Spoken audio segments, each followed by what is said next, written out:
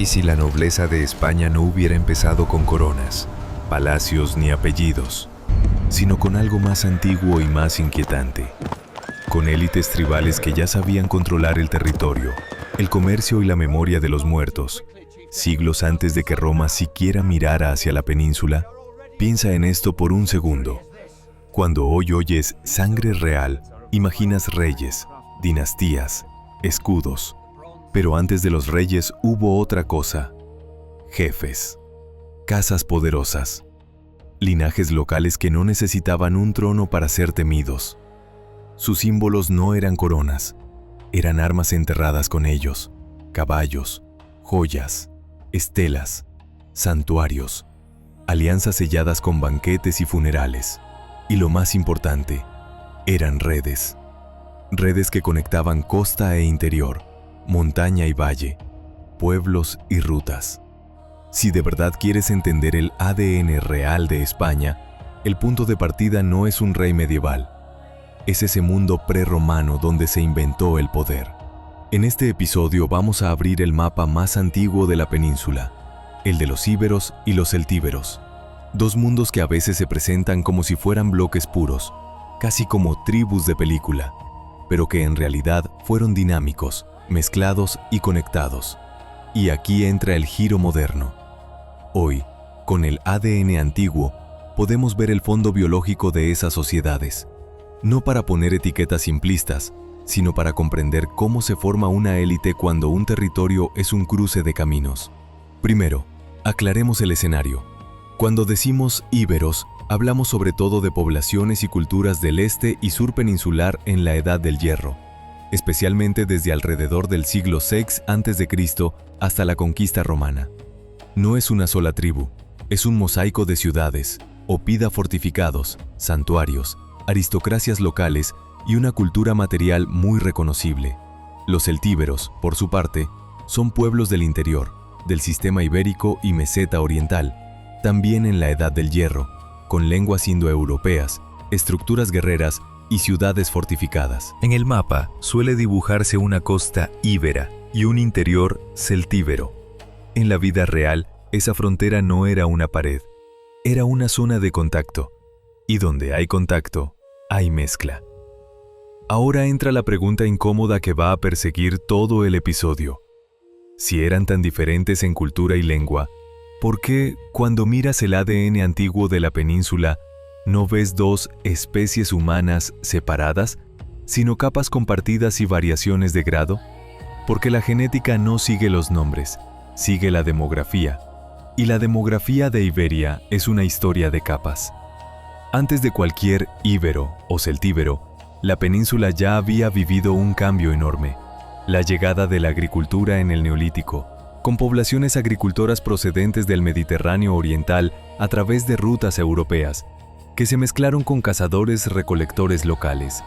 Más tarde, en la Edad del Bronce, se expanden por Europa componentes genéticos asociados a poblaciones de las estepas, y esa capa también llega a Iberia, transformando el fondo genético y, en muchas zonas, cambiando incluso las líneas paternas con el tiempo. Esto no te dice quién era noble, pero sí te dice algo crucial. Cuando nacen las élites de la Edad del Hierro, no están naciendo sobre una sangre pura congelada.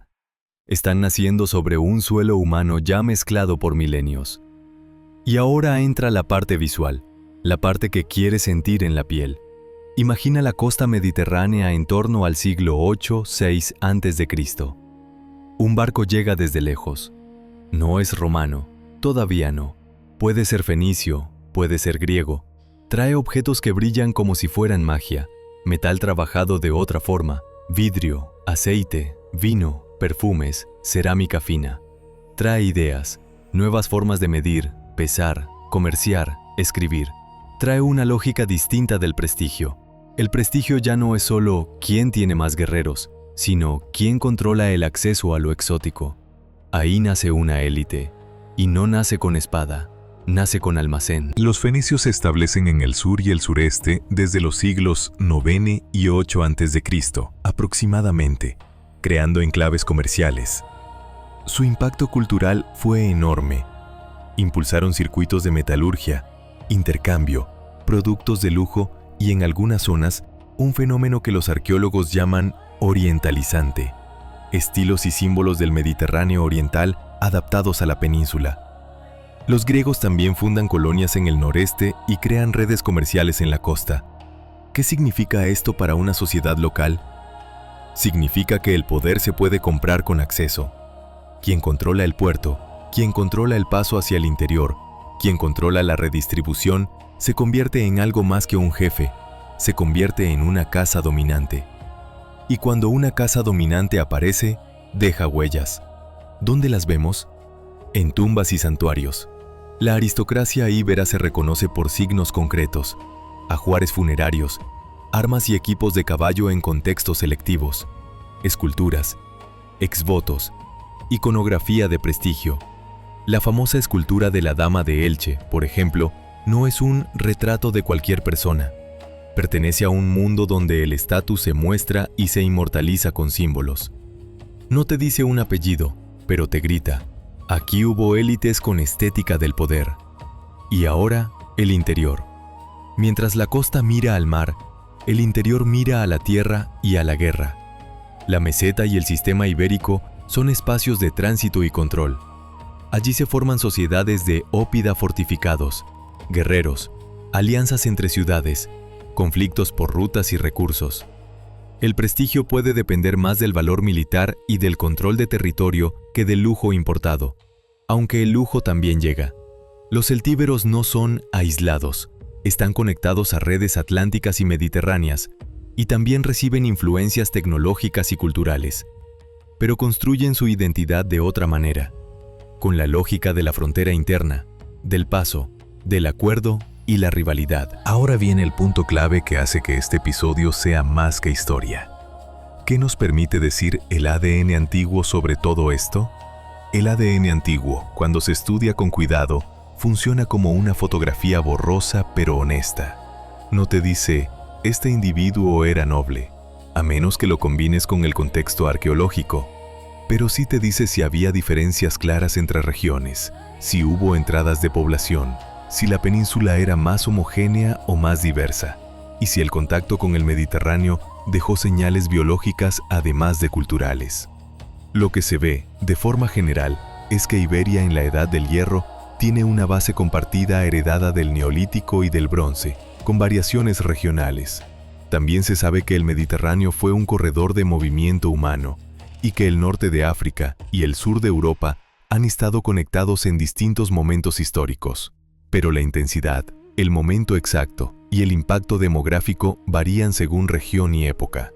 Traducido a tu pregunta, sí, hubo contacto, sí hubo mezcla, pero no fue una invasión genética uniforme. Fue muchas veces una mezcla puntual, desigual, concentrada en centros, rutas y familias conectadas. Y adivina qué tipo de personas suelen estar más conectadas a rutas y centros. Exacto. Las élites. Aquí está el secreto de la nobleza prerromana. No necesitaba ser genéticamente distinta para ser distinta socialmente. Le bastaba con estar mejor conectada. Una élite puede surgir por 3 motores: control de recursos, control de violencia y control de símbolos. En la costa íbera, los símbolos y el comercio tienen un peso enorme. En el interior celtíbero, la violencia organizada y el territorio pesan más, aunque ambos mundos se mezclan. Pero en los dos casos, la élite aprende una regla que se repetirá en la historia de España por siglos. El poder se hereda si conviertes el prestigio en linaje. ¿Y cómo conviertes el prestigio en linaje en un mundo sin papeles oficiales? Con rituales, con memoria pública, con monumentos, con genealogía oral, con matrimonios. Sí, matrimonios. El detalle que la gente olvida. En sociedades de jefaturas y aristocracias locales, casarse no es romanticismo, es diplomacia. Es un tratado. Es una forma de unir rutas, sellar paz, acceder a pastos, minas, puertos. Y si eso es cierto, entonces la mezcla genética no es ruido, es herramienta social. Una casa poderosa puede absorber prestigio casándose con otra casa poderosa. Y esa lógica crea redes de élites, no líneas puras. Ahora, pongamos la cámara en un lugar concreto. Un oppidum en el interior, sobre un cerro, murallas, casas densas, un taller metalúrgico, un consejo de hombres armados. Se discute un paso, un impuesto, una alianza. Entra un mensajero. Hay conflicto en una ruta. En ese mundo, el Estado aún no es Roma, pero el poder ya funciona como Estado. Hay normas, hay castigos, hay jerarquías. La élite gobierna porque organiza. Y esa organización no nace de la nada. Nace de siglos aprendiendo el terreno. Y ahora cambiemos al litoral. Una ciudad íbera fortificada. En el santuario, ex votos. Afuera, un mercado con productos que no nacieron allí. La élite aparece en los detalles. ¿Quién posee el caballo? ¿Quién viste metal trabajado? ¿Quién tiene acceso a objetos raros? ¿Quién puede financiar un rito público? Es un poder que se ve, y por eso se multiplica, porque la gente cree en él. Si tú estás buscando la raíz real de España, este es el punto donde debes parar y mirar. Antes de Roma ya existían sistemas de poder complejos. Ya existían élites regionales. Ya existían formas de aristocracia. Roma no inventó el poder en Iberia. Roma lo heredó y lo reordenó.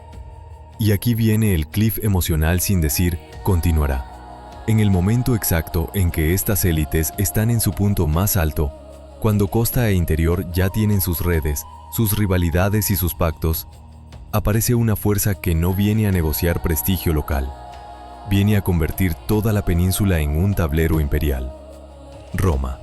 Y cuando Roma entra, no solo trae legiones, trae otra forma de nobleza. Una nobleza registrada, jurídica, administrativa. Un mundo donde el linaje se empieza a escribir, donde la identidad se vuelve documento y donde las élites prerromanas deberán elegir, resistir, pactar o transformarse. La pregunta con la que te dejo esta primera parte es simple y brutal. Si las primeras casas poderosas de Iberia nacieron del comercio, de la guerra y de los matrimonios estratégicos, ¿cuántas capas de esa nobleza tribal siguieron vivas, escondidas dentro de la nobleza romana y, siglos después, dentro de las dinastías medievales? Porque tal vez la sangre real de España no fue una línea recta, tal vez fue una red. Una red nacida antes de Roma, cuando el poder se heredaba sin corona, pero con memoria, metal y silencio. Roma no llegó a Iberia como una idea, llegó como una noticia que se oyó antes de verse. Barcos, disciplina, monedas, hierro, una lengua que no pedía permiso. Y cuando finalmente la ves, no parece un ejército, parece una máquina que sabe exactamente cuánto cuesta el miedo. La pregunta es, ¿qué hace una máquina así con las élites prerromanas? ¿Las destruye o las recicla? Porque aquí está el truco más importante para entender la sangre real de España. Las grandes dinastías no nacen solo por conquista, nacen cuando una élite aprende a sobrevivir dentro de un imperio. Y Roma fue el mayor creador de élites nuevas que la península haya visto antes de la Edad Media. Todo empieza en un año que cambió el destino del Mediterráneo occidental, 218 a.C. Ese año, en el contexto de la Segunda Guerra Púnica, Roma entra en Hispania. Al principio, Iberia no era España para ellos. Era un frente, un lugar estratégico para cortar recursos a Cartago. Pero una vez que Roma pone el pie, descubre algo. La península no es solo territorio, es riqueza. Metales, rutas, puertos, campos. Y sobre todo, es una red humana ya organizada. Jefaturas, ciudades fortificadas, aristocracias locales. Roma entiende rápido que conquistar no es solo ganar batallas, es controlar redes. Y ahí sucede la primera transformación genética silenciosa, la movilidad. Antes de Roma ya había movimiento, comercio fenicio, griego, rutas internas, alianzas. Pero Roma lo multiplica y lo sistematiza. Legiones que llegan, veteranos que se asientan, mercaderes, funcionarios, artesanos, esclavos liberados, familias que siguen a la administración. No hace falta que sea una invasión masiva para dejar huella. Basta con que el movimiento sea constante durante generaciones. Y Roma fue exactamente eso. constancia. Ahora quiero que imagines el primer pacto real, el pacto que no se firma con amor, sino con cálculo. Una ciudad o un oppidum del interior ha resistido, ha negociado, ha perdido. Sus jefes miran el mapa y entienden que Roma no se va. Entonces aparece la oferta romana, la oferta más peligrosa porque es tentadora. Si colaboras, si aportas hombres, si mantienes el orden, tu casa será reconocida. Roma no solo conquista, Roma compra lealtades con estatus. Así nace el mecanismo que convierte jefes tribales en aristócratas imperiales. Y ese mecanismo tiene nombres: ciudadanía, derecho latino, cargos locales, impuestos, magistraturas, clientelas. Roma no inventa la élite en Iberia, pero la convierte en una élite con escalera. Puedes subir, puedes entrar en el sistema, puedes volverte alguien dentro del imperio. El resultado es brutalmente simple. Las élites locales que se adaptan sobreviven y se expanden. Las que no, se vuelven leyenda o ruina. Ahora, no romantizamos. Hubo resistencia, guerras largas y dolorosas. En el siglo II a.C., Roma se enfrenta a conflictos durísimos en el interior. Y hay un nombre que, cuando lo dices, la historia se vuelve película. Numancia. 133 a.C. Numancia cae. No nos hace falta recrearnos. Lo importante es lo simbólico.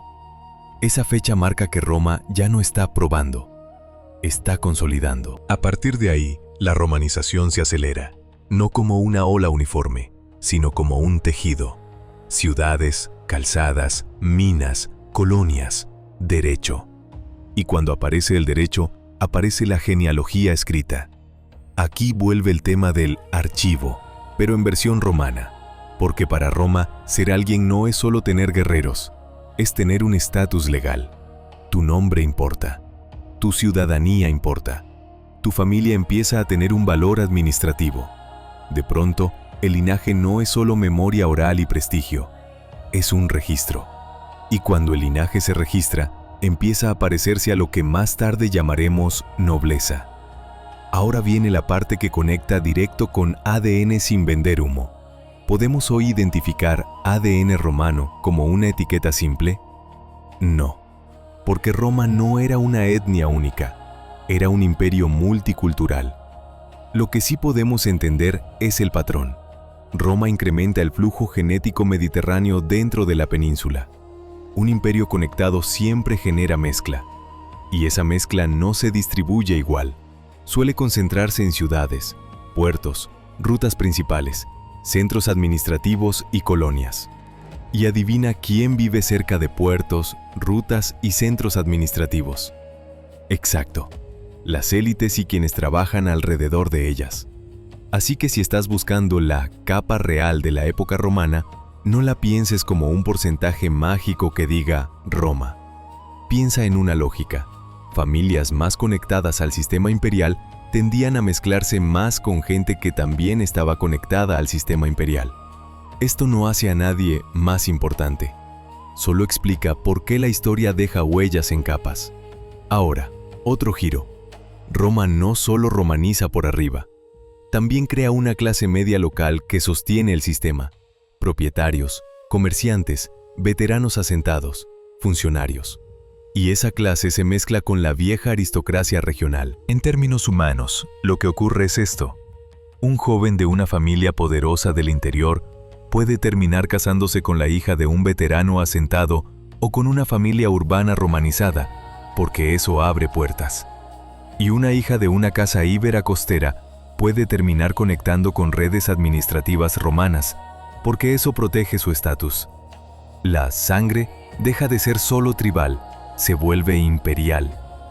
Por eso Roma es el puente más fuerte entre el mundo prerromano y cualquier idea de linaje noble posterior. Pero Roma aún no había terminado su obra, porque hay una conquista final que cierra el mapa: el norte. Entre 29 y 19 a.C., Augusto impulsa las guerras cántabras. Esa etapa no es solo guerra, es cierre de integración. Cuando el norte cae dentro del sistema, el imperio puede por fin tratar la península como una unidad administrativa. Hispania se vuelve una parte sólida del mundo romano. Y en ese momento, algo increíble ocurre. Las élites hispanas ya no solo existen dentro de Hispania, empiezan a existir en Roma. Aquí es donde la historia se vuelve perfecta para tu serie real, porque siglos después, el imperio tendrá emperadores nacidos en Hispania. Trajano y Adriano, por ejemplo, vinculados a Itálica, en la actual Andalucía. También aparece Teodosio, de la zona de Hispania en el final del imperio. Esto no significa que la realeza española venga de ellos, pero sí demuestra algo poderoso. Hispania no era periferia, era cantera de élites imperiales, y eso tiene una implicación genética y social gigantesca.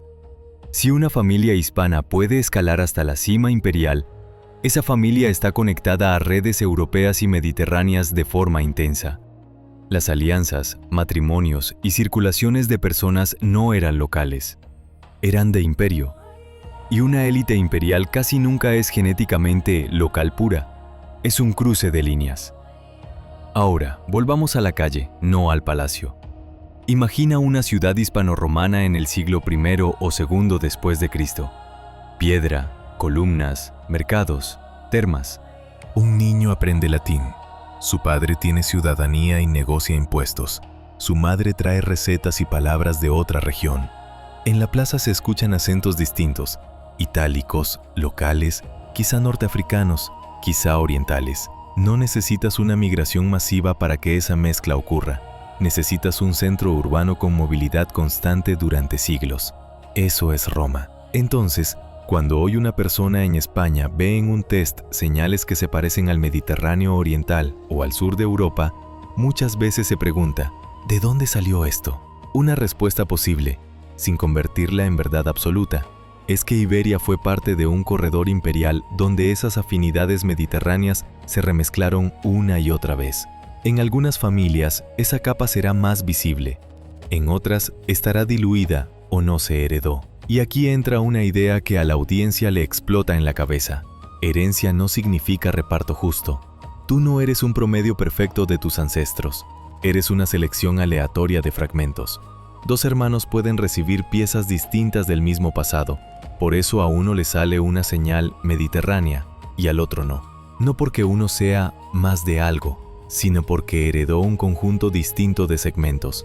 En un país con capas históricas, ese azar se nota. Ahora, la gran pregunta, ¿dónde está la nobleza aquí? La nobleza prerromana era control de rutas, guerra y símbolos. La nobleza romana es control de estatus, propiedad y administración. Si juntas ambas, obtienes el molde de las futuras aristocracias medievales, familias con memoria, tierras, prestigio y alianzas. Y aquí aparece el elemento que mucha gente pasa por alto. Las líneas paternas y maternas no cuentan la misma historia. En sociedades patrilineales, el apellido y el estatus suelen seguir al padre. Eso puede hacer que ciertas líneas masculinas se mantengan visibles en la historia. Pero las madres vienen de alianzas, y las madres, en una élite conectada, pueden venir de muy lejos. Es decir, incluso si una familia mantiene su nombre durante generaciones, la diversidad genética puede entrar por las líneas maternas sin cambiar el apellido. Y eso hace que el ADN real no sea una línea, sea un tejido. En otras palabras, puedes tener un linaje estable en papeles y una mezcla compleja en la sangre. Exactamente la clase de paradoja que hace que España rompa los test. Ahora, dejemos algo claro para no caer en fantasía. Tú no puedes mirar tu porcentaje y decir, esto viene de un senador romano. Eso es marketing. Lo que sí puedes hacer es entender la lógica histórica que pudo alimentar ciertas afinidades genéticas, especialmente si tu árbol familiar tiene raíces urbanas, costeras o vinculadas a rutas principales. Y si quieres convertir esto en un método para tu audiencia, hay 3 preguntas sencillas que funcionan como brújula, sin que suene a clase aburrida. ¿Tu familia viene de un puerto o de una ciudad grande con historia romana fuerte? ¿De zonas con colonias y calzadas importantes? ¿Tu región fue corredor entre costa e interior? Si la respuesta es sí, tu ADN puede reflejar capas mediterráneas más complejas. Si es no, puede que el patrón sea más atlántico o más interior. pero nunca absoluto, porque las migraciones internas modernas también mezclaron todo. Ahora, el cierre emocional. No un en el siguiente episodio, sino un golpe de sentido. Roma no solo dejó ruinas, dejó una forma de pensar el linaje, dejó el hábito de registrar, dejó la idea de que una familia puede ser algo durante generaciones si controla propiedad, estatus y alianzas. Y cuando el imperio se debilita, cuando el centro ya no controla con la misma fuerza, esas élites regionales romanizadas no desaparecen de golpe, se transforman, se adaptan, cambian el uniforme, cambian la lengua dominante, cambian el nombre del poder, pero el poder sigue. Y ahí está el misterio final de esta parte.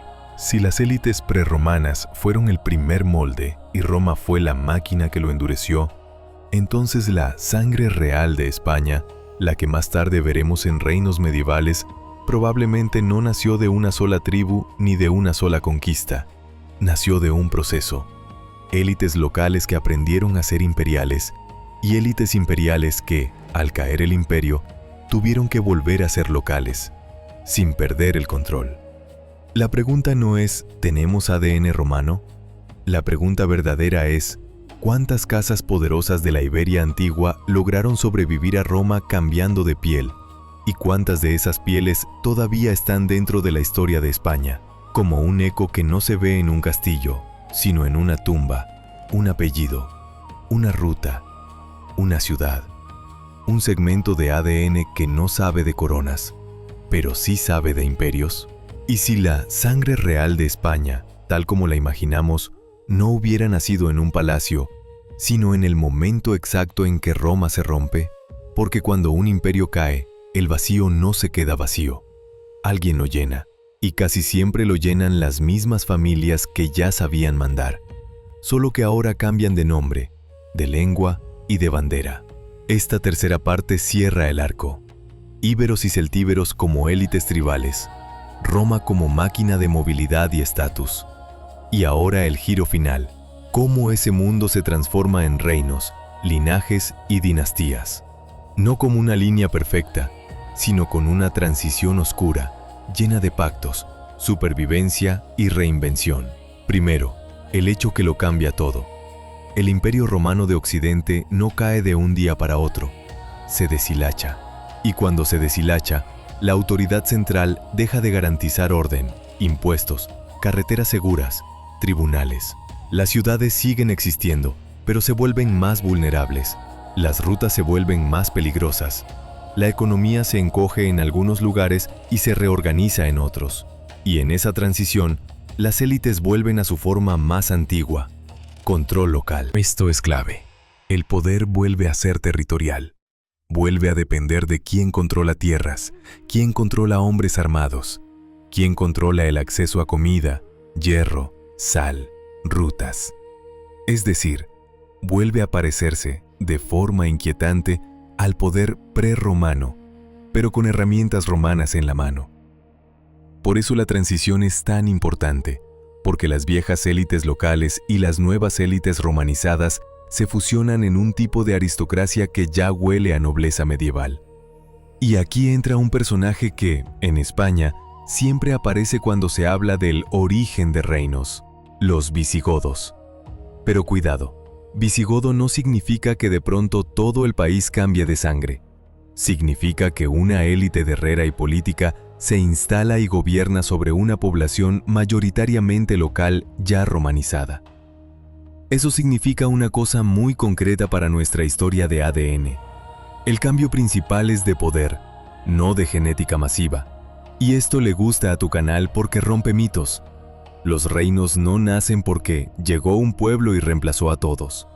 Nacen porque una élite toma el control y se mezcla con lo que ya existe. Entonces, ¿qué ocurre con el ADN en un escenario así? Ocurre lo mismo que en todos los escenarios de élite. La mezcla se concentra arriba y en los corredores.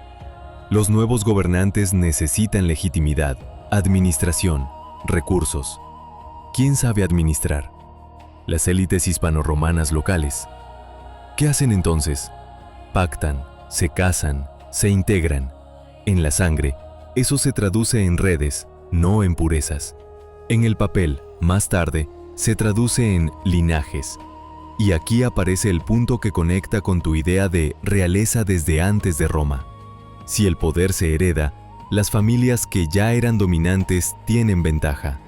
Algunas casas locales, romanizadas, con tierras y prestigio, pudieron sobrevivir a la transición mejor que otras. Y cuando un rey visigodo necesita apoyo local, ¿a quién busca?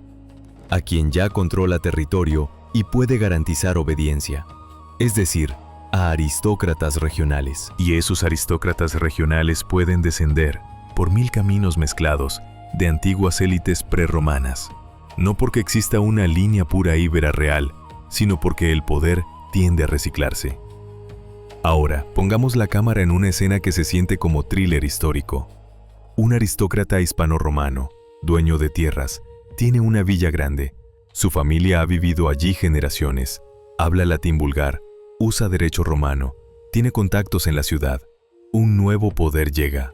Un jefe militar con soldados, nuevas lealtades. El aristócrata entiende algo rápido. Si pelea, puede perderlo todo. Si negocia, puede conservar tierras y quizá ganar influencia. Y esa negociación no se hace solo con palabras, se hace con alianzas, con matrimonios, con promesas, con rehenes de honor, con el intercambio de protección por recursos. La villa se convierte en castillo con el tiempo. La administración privada se convierte en señorío. El linaje se convierte en bandera. Este es el nacimiento real de la nobleza. No como sangre especial, sino como continuidad de poder adaptado a un mundo nuevo. ¿Y qué pasa cuando llega un choque aún mayor, uno que corta el tablero en dos? 711. Aquí no vamos a entrar en clichés. Lo importante es la consecuencia estructural. Se reorganiza el poder. Aparecen nuevos centros, nuevas fronteras, nuevas alianzas. Se forman nuevos reinos al norte. Se forman sociedades mixtas en muchas zonas. Y otra vez, el patrón se repite. Donde hay administración, ciudades y rutas, hay movilidad. Donde hay movilidad, hay mezcla. Donde hay mezcla, el ADN se vuelve mosaico. Y ahora, si estás pensando, vale, pero ¿dónde está el ADN real? Aquí está la respuesta más honesta y más potente. El ADN real no es un marcador secreto que diga rey. El ADN real es la historia de quién tuvo acceso a la movilidad y a las alianzas. Los reyes y nobles, a lo largo de la Edad Media, se casan para construir poder. Se casan entre reinos, se casan entre regiones, se casan para unir territorios. Eso significa que la sangre real tiende a ser más conectada y más diversa, no más pura. Una dinastía puede parecer muy española en el mapa moderno, pero en realidad es un nodo de Europa, del Mediterráneo y de la península. Y esa lógica empieza ya en esta transición. Cuando caen imperios, nacen reinos, y las élites toman la costumbre de casarse como si cada boda fuera una guerra ganada. Esto es lo que hace que tu serie sea irresistible. Desmonta la idea de pureza y la reemplaza por la idea de red. Ahora, ¿qué nos permite decir la genética con seriedad sobre épocas tan antiguas? La genética puede ayudar de 3 maneras sin mentirle al espectador. Primera, ADN antiguo, Ancient DNA, nos da el fondo y las capas. Nos enseña que Iberia ya era mezcla de milenios antes de reyes. Segunda, la lógica de líneas paternas, YDNA, y maternas, MTDNA, muestra que las dinastías pueden mantener un nombre por la línea masculina mientras entran muchas capas por líneas maternas mediante matrimonios. Es decir, puedes tener continuidad de linaje en papeles y una mezcla real en la sangre. Tercera, patrones regionales. Las capas mediterráneas, atlánticas, interior meseta, norte, etc., no son uniformes. Los reinos medievales se construyen sobre esos gradientes. Lo que no puede hacer la genética por sí sola es esto. Agarrar tu test comercial y decir, desciendes de tal rey. Eso es marketing. Lo que sí puede hacer, y aquí está tu episodio final, es enseñarte cómo los reyes nacen de estructuras, no de magia. Y ahora, el cierre final, con una frase que se queda. La nobleza española no empieza con una corona, empieza con una ventaja. estar en el lugar correcto cuando el mundo cambia. Íberos y celtíberos crearon élites locales. Roma convirtió esas élites en administración y estatus. Cuando Roma se rompe, esas casas se transforman en señores. Y cuando aparecen reinos, esas redes se convierten en dinastías. La sangre real, entonces, no es un hilo recto. Es una cuerda trenzada durante siglos. Poder, tierra, matrimonio, movilidad, supervivencia. Y si esto es cierto, entonces la pregunta que abre toda la serie, Royal DNA, es la más potente de todas. Si los primeros reyes heredaron el mundo de élites tribales y romanas, ¿cuántas de las historias que hoy llamamos reales empezaron como un pacto silencioso en una villa romana, una alianza en un oppidum, un matrimonio estratégico entre dos casas preromanas y un archivo que jamás escribió el nombre verdadero de quienes estaban creando el futuro? Esa es la sangre real antes de Roma, no la sangre de un rey, la sangre del poder.